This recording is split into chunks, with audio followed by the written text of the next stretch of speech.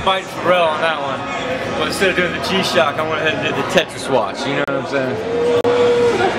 I feel like it's always been so much more intertwined than even the hip-hop community knew, you know what I'm saying? For us at least. And I feel like, you know, obviously Pharrell sort of brought all that to the forefront, you know, and sort of led the way that a lot of people came in behind it, like the Pac and TK and all these guys and Lupe, like to kind of push that sort of movement, you know. But you know, like skateboarding is very a street culture, you know what I mean? It's like as a pro to this day, everything I skate is still illegal. I still got to deal with cops and like being in the streets. It's not like we have arenas and like you know, like it's not like the X Games matters or any of this Dude Tour stuff. Like what counts is what we do in the streets, regardless, you know.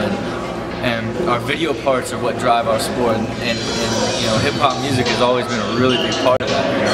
You know, you gotta understand, like, you know, really I've been a professional skateboarder for almost 20 years. You know what I mean? I've been part of the movement of being part of that group that walked the sport to the mainstream. You know, and even Robbin' Big, I wrote that as a joke for a skateboard video in 2003, and it blew up in skateboarding first, and then MTV was like, we'd like to do a show about it,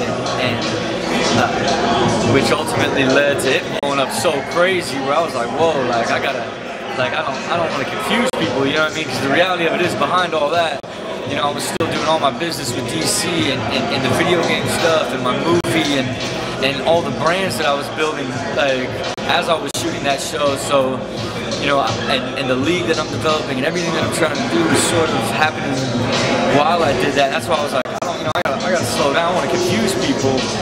Like, there's a business mind behind all this, you know, and which led to, you know, doing Fantasy Factory to kind of show the best of both worlds of how crazy, you know, doing crazy, ridiculous ass shit on top of, you know, showing the business side, you know.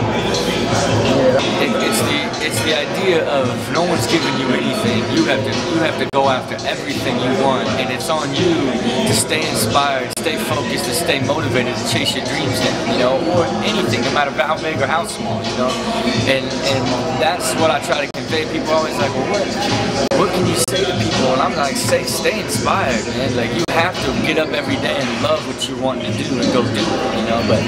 But the worst thing you can do is sit around dreaming about what you could have if you got focused. You know what I'm saying? It's like people always have a tendency to think about the car they want to buy if they make it happen, rather than focusing on just making it happen. Just think about, oh man, the house, gotta get that Ferrari, like, and then I'm gonna really, you know, rather than like have your eyes on the prize and set your goal and stopping at nothing to get there. What's up, it's your boy Dyrdek from MTV's Fantasy Factory, allhiphop.com, where you can get the latest and greatest on all levels. And go see Street Dreams. You know Pharrell did the thing, but you already know that because you saw it on allhiphop.com. La da da da, yeah.